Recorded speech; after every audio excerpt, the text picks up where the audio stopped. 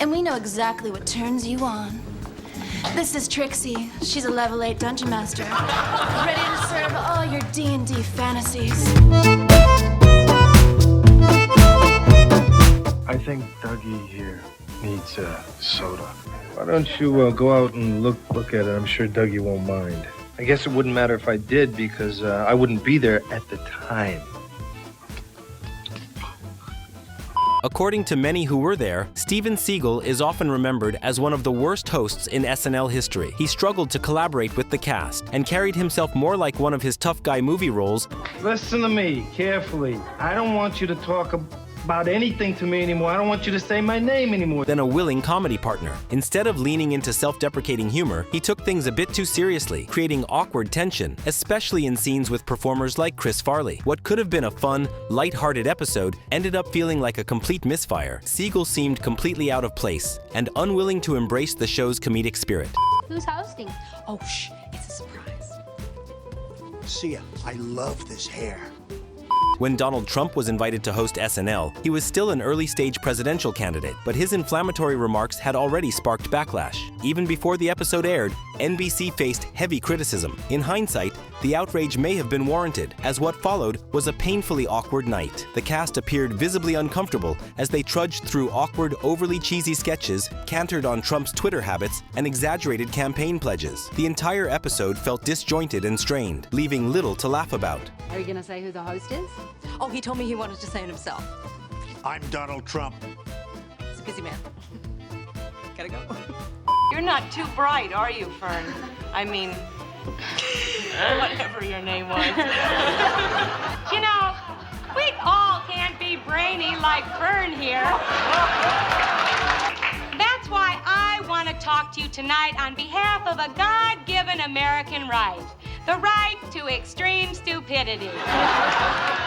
This moment is considered one of the most iconic breaks in SNL history. In the show's early days, Candice Bergen proved herself to be a standout host. This particular sketch highlighted how breaking character can sometimes be the funniest part of a performance. When Bergen accidentally flubs Gilda Radner's character's name, she starts to lose composure. Meanwhile, her scene partner pushes forward with the bit, amplifying the humor. Bergen ultimately can't hold it together, making the skit one of the most memorable of the early seasons. It's difficult to picture the scene unfolding any differently.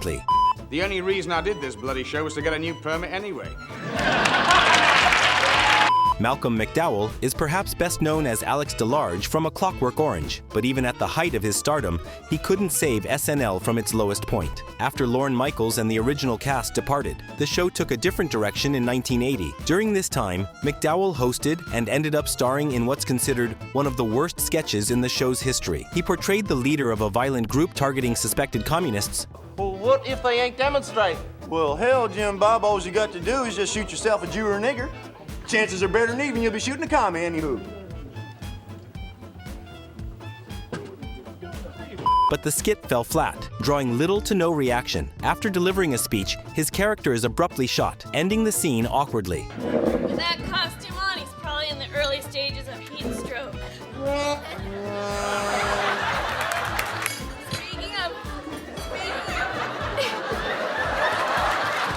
During the 2000s, Debbie Downer became a popular recurring character, and her visit to Disney World led to one of the most chaotic sketches of that era. With Lindsay Lohan hosting, she had to witness her castmates break character one by one. By the time it was her turn to deliver a closing speech, she couldn't hold back her laughter either. The sketch quickly spiraled out of control as the entire cast struggled to keep it together. It's now remembered as a standout moment for Lohan and the rest of the ensemble. Despite her best efforts, the host was no match for the wave of uncontrollable laughter.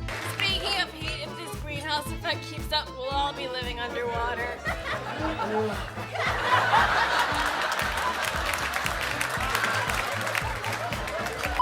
The Michael Phelps diet, because you don't have to train like an Olympic athlete to have a body like an Olympic athlete.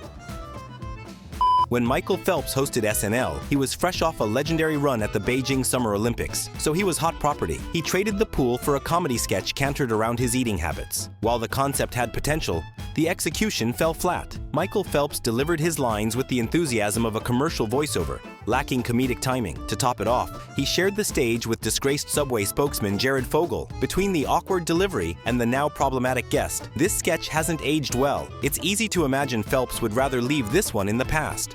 Who's the boss? I am. Oh, stage almost fell on you, son. That would have sucked. That would have sucked big time. Let's give it a break. It's not part of it. Yeah, well, just hold on there. Although it never aired in the final show, this sketch included an awkward moment for the host. Justin Bieber appeared as a band member alongside Bill Hader and others. During the scene, a piece of the set nearly collapses on Bieber. Hader quickly improvises, while the singer breaks character. It's uncommon for the set itself to pose a danger, and in this case, it marked the start of a chaotic and confusing skit. Despite the audience's shocked reactions, Bieber continues on. Unfortunately, his usual stage presence doesn't carry over here. He walks away unhurt, but without landing many laughs. Oh, wow. That sounds cold. You must really like snow. Snow. I want to go outside and touch upon snow. In this tribute to White Christmas, Steve Martin and Martin Short perform a song about snow, but it quickly becomes obvious that one has stronger vocal skills than the other. When Martin begins his line, a noticeably off-key note triggers a humorous reaction from Short. Still, they push through to complete the song parody. While Martin may be a talented banjo player, his singing leaves a bit to be desired. The cast powers through, continuing the performance with some light choreography. Even as one of SNL's most iconic hosts, Martin proves that a funny, humbling misstep can still steal the show. What could we have done to make paying your taxes easier? Oh, gee, I don't know. Could we have the flat tax? Though he's best known as a wealthy businessman, Steve Forbes also ventured into politics and, briefly, comedy. His hosting stint on SNL put him in the spotlight, but it quickly became clear he wasn't a natural fit for the stage. Just seconds into his monologue, it's obvious that his tax-related jokes would land better coming from a more seasoned comedian. Making things more awkward, Forbes attempts a direct-to-camera expression that falls flat. His stiff delivery and lack of stage presence fail to connect with the audience. If he ever returns as host, sharpening both his material and on-screen charm would be essential. Okay, so we've got a great show, and I totally care that I'm here. It's the coolest thing ever. Oh.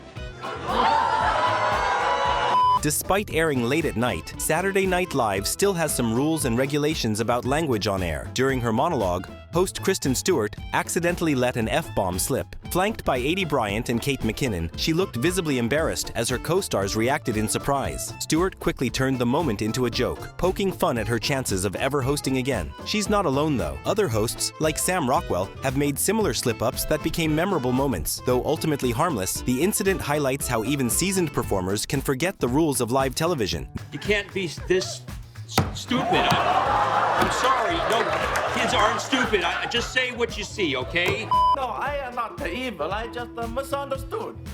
Objection. His accent is really bringing it on himself. Sustained. Watch it, Wario. People are so mean online. Known for pushing boundaries, SNL has a history of inviting controversial guests, and Elon Musk's 2021 appearance was no exception. His hosting gig stirred plenty of discussion, with some cast members subtly expressing discomfort. The sketches themselves often felt out of sync, particularly a surreal moment where Musk played Wario, which was a performance that defied explanation. It felt more like he was at home in the boardroom than on a comedy stage, and Musk struggled to adapt to the show's rhythm. And we know exactly what turns you on. This is Trixie. She's a level 8 dungeon master, ready to serve all your D&D fantasies. Paris Hilton's SNL performance was widely considered a flop. Tina Fey later told Howard Stern that the early influencer came across as openly uninterested during the episode's prep. Acting like the cast and crew should feel lucky she agreed to be there at all. Her effort in the sketches was minimal, with most written to give her brief appearances where she'd simply smile and avoid stepping on any punchlines. You got the whole family in the house, you know. We got Sean Peter, you got Sean Paul, you got Sean Mary, you got Sean John. Adrian Brody reportedly annoyed the SNL team with oddball comedy ideas and seemed to deliberately miss his cues during the live show, stretching out sketches to keep the spotlight on himself. His most notorious misstep came when he unexpectedly introduced musical guest Sean Paul while wearing fake dreadlocks and speaking in an exaggerated accent, catching everyone off guard and crossing a clear line. Rear window, scene 15, take 3. January Jones brought the cold, stiff energy of her Mad Men character, Betty Draper, to her SNL appearance. She offered forced smiles, rigid line delivery, and even asked for her cue mid-scene. The writers tried to shake things up by giving her absurd and gross-out sketches, but Jones never fully committed. It felt like neither her enthusiasm nor her comedic instincts were on board. Now, Mr. Daly, can you point out your former teachers for the court? Yes, they're right there, giving me butterflies. So cheesy. Ronda Rousey's week on SNL was thrown off by a snowstorm that hit New York, casting a shadow over the episode. The whole show had a rushed, low-energy feel, like everyone just wanted to power through and head home. Many of the sketches seemed recycled and lacked any real effort to tailor them to Rousey, making her presence feel like an afterthought. Now, if Sharon Stone lived in Bedrock, her name would be Sharon Miller. John Goodman is a seasoned SNL host known for fully committing to his roles, bringing enthusiasm and high energy to all of his appearances. However, the sketch Flintstone's Names falls short. In it, Goodman plays himself portraying Fred Flintstone, handing out Flintstone-style names to celebrities and musical acts. Unfortunately, the concept lacks substance, and the audience never really connects with it. I'm John Goodman, or you can call me by my Flintstones name, John D. Rockefeller. Thank you. Like, share, and subscribe if you liked this clip, and let me know what you'd like to see next. Okay then, see you soon.